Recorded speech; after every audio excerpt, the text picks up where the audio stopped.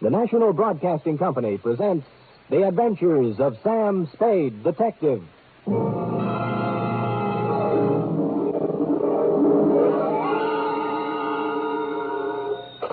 Sam Spade Detective Agency. Me, sweetheart. Sam!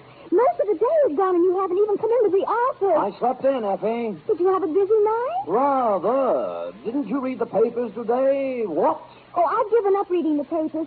They're so full of bad news lately. Well, they're especially full of bad news today, Eff. What happened? Oh. Did your bowling team lose again? Effie, I'll thank you not to mention my bowling team in public. It's just a matter of getting a little exercise. And it didn't lose, it won, even without me. It only seems to win when you don't play on it, Sam. Effie, don't forget your position. Sorry, Sam. Anyway, how do we get on this bowling kick? We're supposed to be talking about something else. About last night. Oh, yes. Well, this one has more than local complications. Intrigue, foreign correspondence, dirty work on a grand scale. It's international in scope.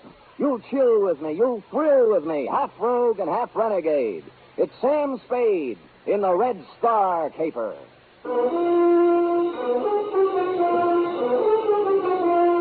For NBC, William Spear, radio's outstanding producer-director of mystery and crime drama, brings you the greatest private detective of them all in The Adventures of Sam Spade. Effie? Yes, Sam. Yeah, I'm here. It's about time. Well, I'm here. It's about time. Effie, you sound more like a shrew every day. Thank you, Sam. I'm just being practical, you know. How can we make money if you don't show up? Well, I had to turn away 3 clients today. Well, that's right. I'm thinking of quitting private detecting anyway. You are? Really? What would you do? Well, I know a reporter's job that's open. Now, how would that sound? Scoop Spade. My beat is the universe. Oh, that sounds terrible, Sam. You make a silly reporter. You can't even type. Sometimes, Effie, you hit the nail right on the point, where it hurts. Now, let's get down to business. Well, I hope I didn't offend you, Sam. Well, watch it. Date January 12th, 1951. To Lieutenant I.C. Kelsey, Homicide Detail, San Francisco Police. From Samuel Spade, license number 137596. Subject, the Red Star caper. Dear Kelsey, it had been some time since I had attended a lecture. In fact, the last one I can remember is when Margaret Sanger passed through town.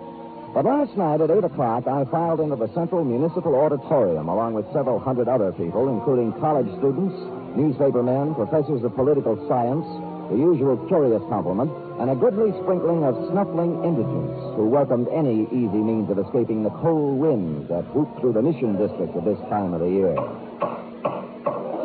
Ladies and gentlemen, it's a pleasure to see so many politically minded faces gathered in this auditorium tonight. To let the world know that so many of us are trying to keep abreast of the fast-moving and sometimes confusing events of our troubled days serves as a graphic example to those who would try to take our liberties away from us, that we are ever alert and that we will continue to defend those liberties.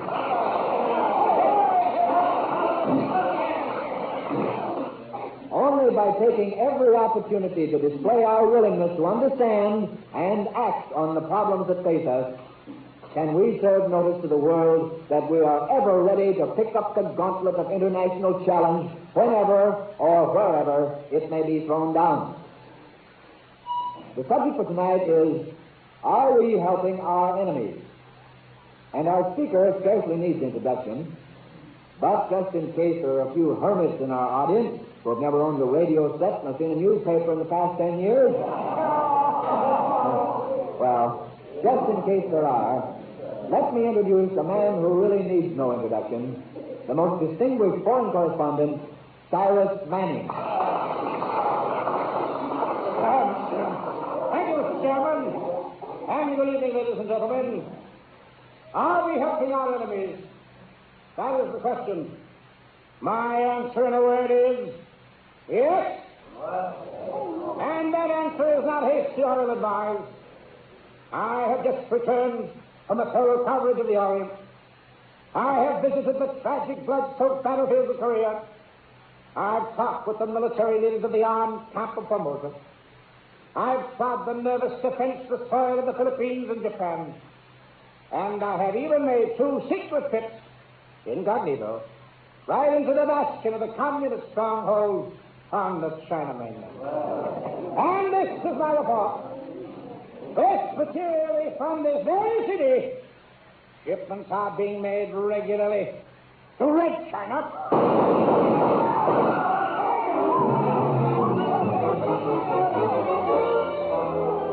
I was sitting halfway up the hall when the lights went out. I cut for a side aisle and raced for the stage. Someone was running for a back exit, and I followed. I was too late. The car had roared out of a back alley and was gone. On the stage, someone had rung down the curtain. Cyrus Manning was on the floor, and the chairman was bending over him. He's dead. They almost shot me, too. Let me see. Yeah, you're right. There's nothing anybody can do for him right now. The lights went out and then the shot. Oh, this is the most terrible thing that ever happened to me. To you? Shall I ask him to get up and call the police, or do you think that with one last dying effort you might do it? I'll call him. Oh. I guess he did get the worst of it. I guess he did. And that's how the news reached you, Kelsey. Now, suppose you want to know how I happened to be at a lecture where the lecturer happened to be shot. Well, I'll tell you. I don't think it makes me happy. You see, I was supposed to be his bodyguard. Now, let's start at the beginning, shall we? It's early afternoon. Our stupid hero is sitting around trying to break the code on a scratch sheet. Sam, are you in? Oh, only the clients, F. Who is it? Dick Davis, foreign news editor on the Tribune. Well, he probably has me confused with Mr. X, but I'll take it. Yeah, Dick? You ever hear of Cyrus Manning, Sam? A foreign correspondent? Yeah, that's the one. He's in town. He got here yesterday. Well, what is it, a benefit? You want me to do card tricks or something? He needs a bodyguard. I don't know anybody else who'd be crazy enough to take the job, so I called you. Oh, gee, thanks. Read the letters to the editor column tomorrow for my reply. I didn't know whether you'd take the job, but I sent him over to see you anyway. Who does he want to be bodyguarded against? Well, I'll let him tell you about it, Sam, but I'll give you a clue. Their home base runs west from the center of Berlin, east to slightly below the 38th parallel. Oh, those people, huh? Well, there are only 200 or 300 million of them. I shouldn't have any trouble. Then you'll take the job, Sam? Who's paying? We are, 50 a day. 60. Haven't you heard of the cost of living index? Yeah, all right, it's a deal. Good. That's one thing, Sam. If you have a good picture of yourself, taken recently, kid, we'd appreciate a copy. Why? Probable. That is, possible obituary. Davis, what are you saying? If I don't see you again, Sam, good luck. I quit. I won't take the job. Davis! Effie!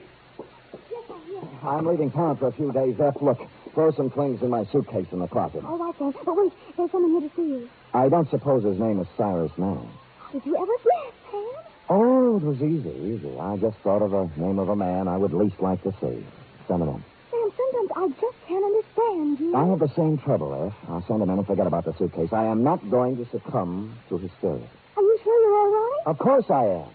On these troubled times, we must keep our heads cool and our powder dry. Well, I try to. I'll send him in. All right. You may come in now, Mr. Manning. Thank you. How do you do, Spade? Sit down. Oh, thank you, old man. Could you lift up your hat brim so I could see your face and maybe even take off your trench? Yeah, I never take them off, Spade. Oh? They're the mark of my profession. Oh. The life of a foreign correspondent isn't his own, you know.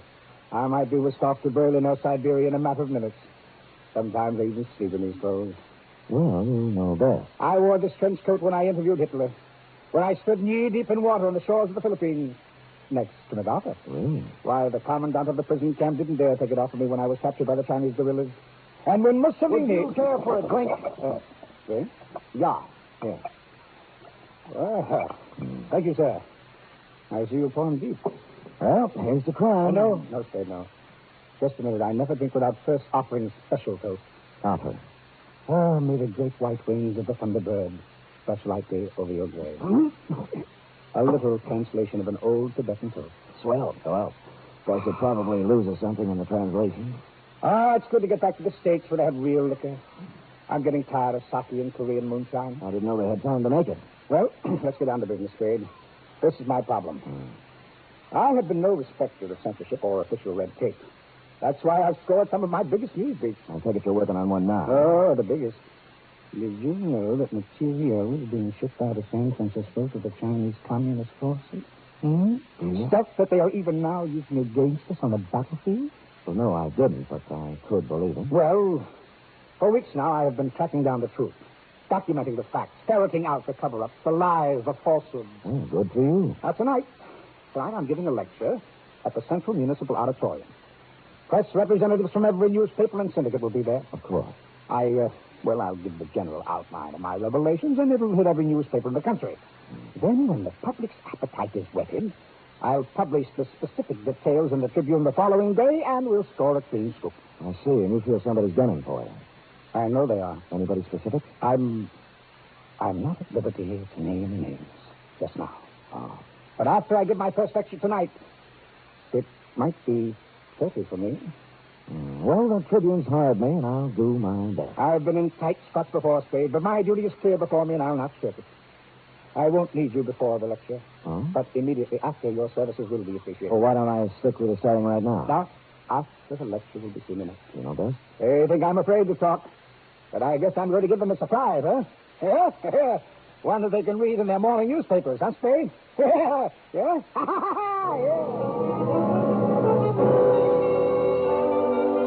Well, he was half right, Kelsey.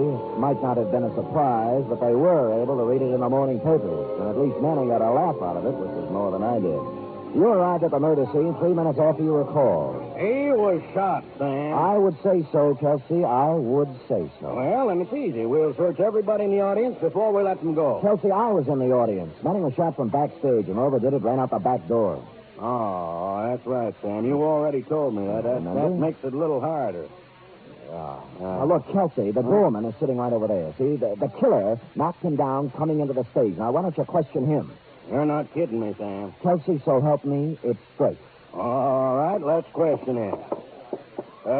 You the doorman? Yeah. He hit me right in the jaw. Just like that. Oh, no, you Kelsey, for heaven's sake, get up. Hitting a police officer. I'll have you arrested. I'm sorry, officer. I'm terribly sorry. It was an accident. I was just showing you how he hit me. Oh, all right. But when you come to the shooting part, you be careful. Well, the door opened and a big man barked through, see? Before I could open my mouth, he hit me. And I fell flat on my back. Have you got a good look at him? No, all I saw was a tattoo on the back of his hand. It was a red star. You mean he stood there and shot Manning and you didn't see him? As soon as he knocked me down, he put out the lights. And then he run out. I started to get up and saw the car pull away. What kind of a car? It was a light blue convertible. And you remember anything else? Absolutely nothing else. Are you sure? Absolutely sure. I don't suppose it's worth much, but the license number was 4N75323. No, I don't think. Oh, yeah? After you recovered from your apoplexy, Kelsey, and checked the license number, we were more confused than ever. Belonged to Cyrus Manning himself. While you were calling headquarters, I searched Manning, and the notes from which he was speaking were gone. I reasoned that he might have had a carbon copy or handwritten notes in his hotel room or wherever he lived. The Tribune supplied his address, the Congress on Fillmore, above Van Ness, room 612. Coming out of the elevator, I bumped into a tall, handsome brunette hurrying in. Excuse me. It was my fault. If you go to the right, I'll go to the left. All right, ready? Shift. Going down. Hurry, please. She was nice, but I had other things to worry about. No one answered Manning's door when I knocked just to see what might happen, so I let myself in. Before I even had time to look for any notes, I knew it wasn't any use, because lying on the floor with his skull fractured was Dick Davis, late of the Tribune.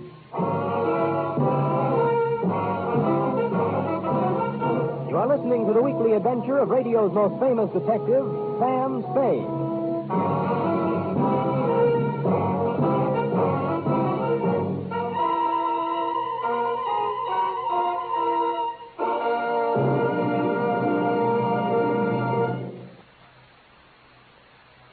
Minutes of comedy, music, and drama, all presided over by the glamorous Tallulah Bankhead. That's The Big Show, brought to you every Sunday on NBC.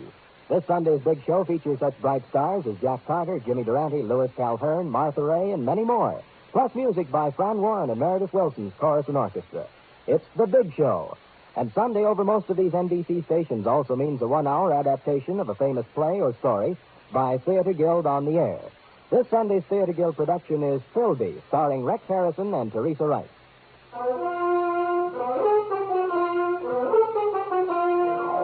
And now back to the Red Star caper, tonight's adventure with Sam Spade.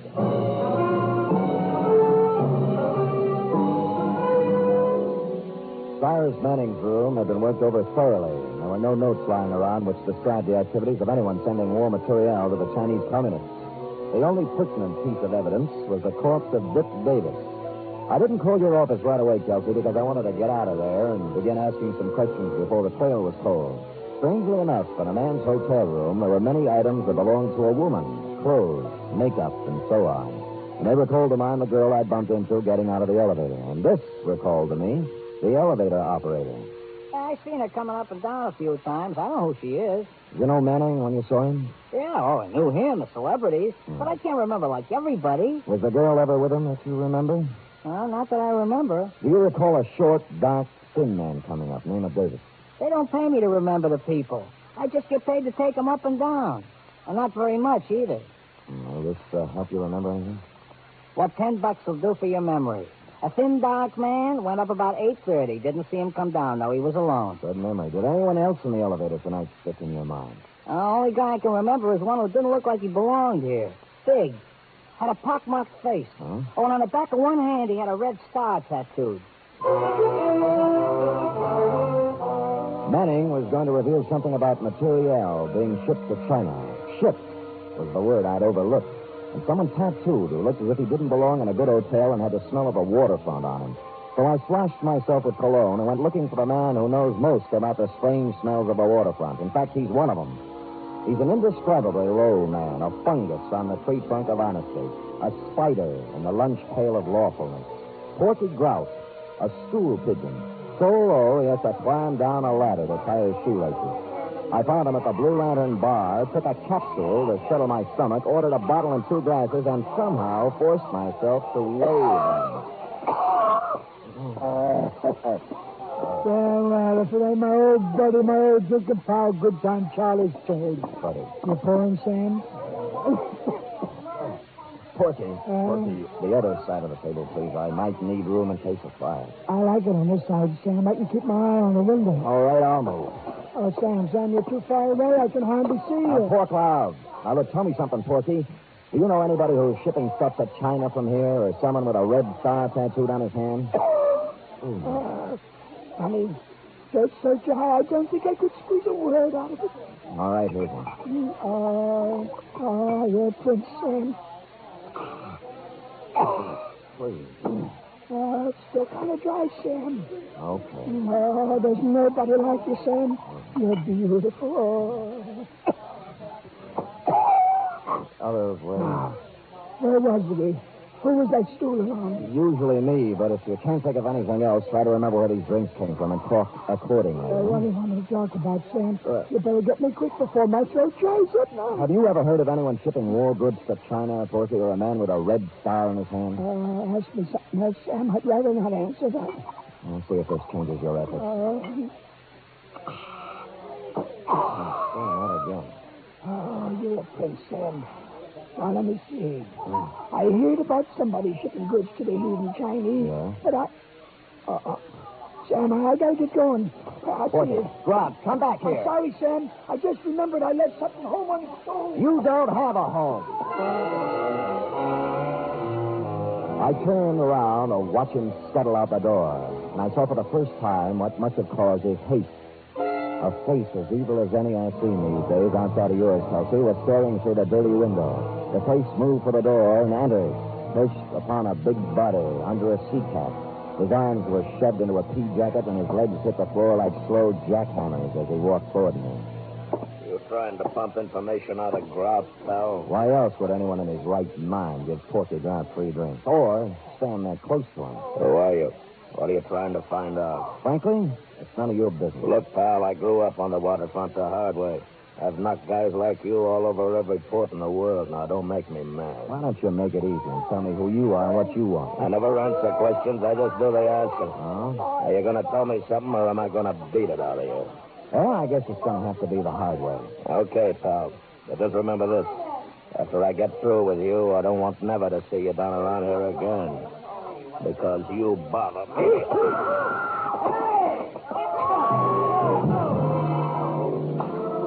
Now we come to the embarrassing part of my report, Kelsey. I did everything I usually do, but this time it didn't work. Now I know how those other puppies I batted around for the past few years feel. But all was not lost. It was a crashing right hand coming in from the side that did the damage. And it hit me right under my good eye. And on the back of that hand was tattooed a big red star. When I got up from the floor, he was gone. So was everyone else in the place but the bartender. Oh. You feel better now, mister? I told you not to have that last drink. What drink? Who was the guy who did it? Did what? Knocked me down. What do you think? Oh, brother, you really got one on. I didn't see anybody knock you down. You didn't see a big red-headed guy in a pea jacket take a swing at me? Look, have a drink on the house. Maybe you'll feel better, huh? Don't give me that lost weekend routine. Who was he? Let go of me. I don't know what you're talking about. What happened to all those other people who were drinking here? Now, look, mister, you can believe it or not, the only two people I've served in here tonight have been you and Porky Grout. And as for a guy knocking you down, well, you must have hallucinations. Threats, money, nothing worked. And I knew nothing would either because the sign had been put on there. So before anything more serious happened, I got out of there. And by there, I mean both the bar and the neighborhood. It was not that I was scared, but I'd long ago learned the value of an orderly retreat. Or, as they used to say in my neighborhood when I was a kid, he who hits and runs away lives to hit another day. I decided to go at things from another angle, like who owned the woman's things that I saw in Cyrus Manning's room? They belong to Mr. Manning's wife. Burke, are you sure Manning had a wife? Well, they registered as Manning's wife, Mr. Spade. What did she look like? Tall, good-looking brunette. Hmm? You know, now that we're talking about her, there was something strange in their relationship. What? She never stayed here at night. She only came in the morning and left in the afternoon. Do you know her first name or anything else about her? No, Mr. Spade, not another thing. Well, it was a start, at least. She was obviously the girl I'd met on the elevator. I looked up a number of Manning's friends, but the first 3 or 4 couldn't help me. But the fifth said that Manning had married about 6 months ago, and he'd never seen the wife. Her name, as he remembered, was Spade Kearney, and her father was a ship's captain. I ran down the name Kearney over at the maritime office and discovered that he owned 3 ships, 2 of which were in port. On the first ship, the Downwind, they told me Kearney lived on the other one. It was the Western Sun at Pier 92. I went up the gangplank to the forward housing where the captain's cabin normally was located.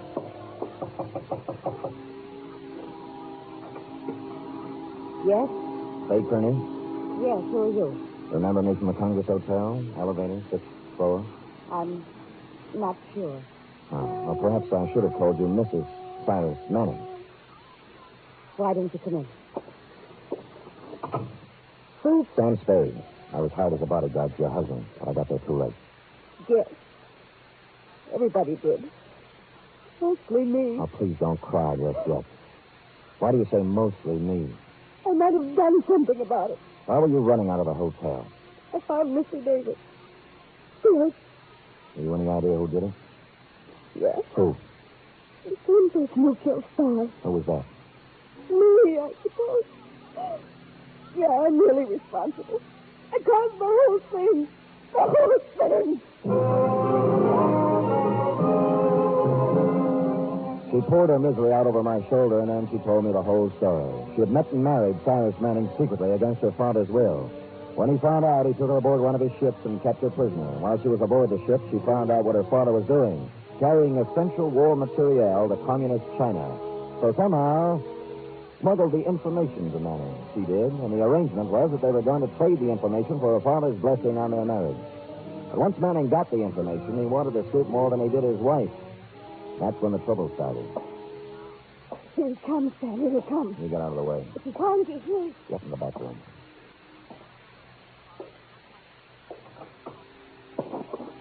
What are you doing here? Just came to pay you a visit. You should have learned your lesson the first time. This time it's for keeps, Tony. That's the way I feel.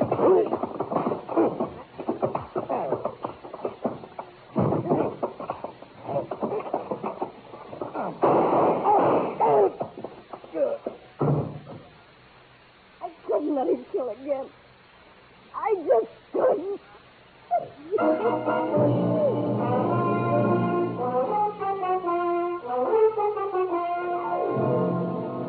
Period. End of report.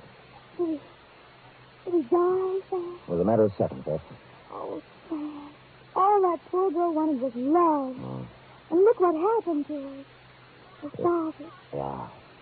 You were the only witness, Sam. You think tonight, sort of kiss the evidence would prove that self-defense.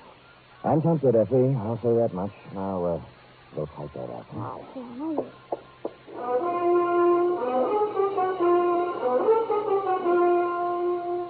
Three chimes mean good times on NBC. There's music and fun tomorrow on NBC to help your Saturday evening along. Your hit parade brings you the top tunes in the land with Raymond Scott, Snooky Lanston, and Eileen Wilson. The Dennis Day Show sparkles with songs and madcap adventures, starring charming, boyish Dennis Day. And Grand Ole Opry presents Red Foley and his friends in 30 minutes of music and laughter, Western style.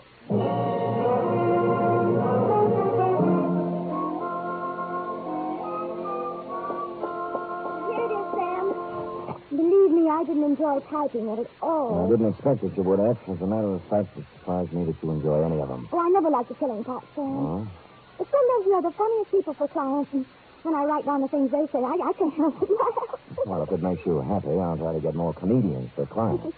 In the meantime, you'll have to suffer along on whatever dregs of humanity the winds of fate blow into my office. Sam, that was absolutely poetic. The winds of fate. Oh, it's nothing. I expect to appear in the next edition of Bartlett's Familiar Quotations. Now, would you like to hear one of my longer attempts at poetic phrasing? Oh, yes, Sam, I'd love to hear it. Oh, good. This is called cigar.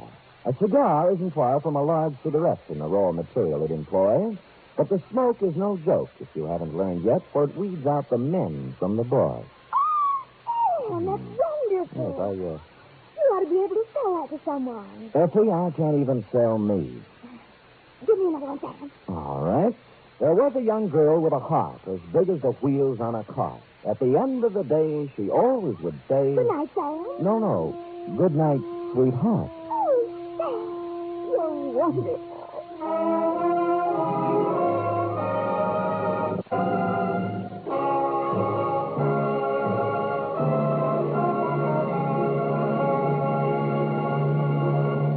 The Adventures of Sam Spade are produced, edited, and directed by William Spear. Sam Spade was played by Stephen Dunn.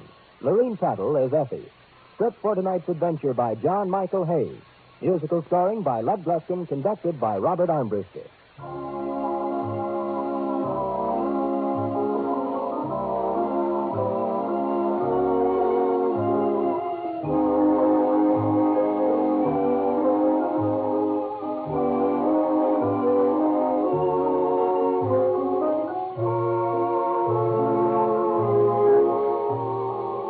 Join us again next week, same time, for another adventure with Sam Spade. Enjoy the magnificent Montague. Then it's Duffy's Tavern on NBC.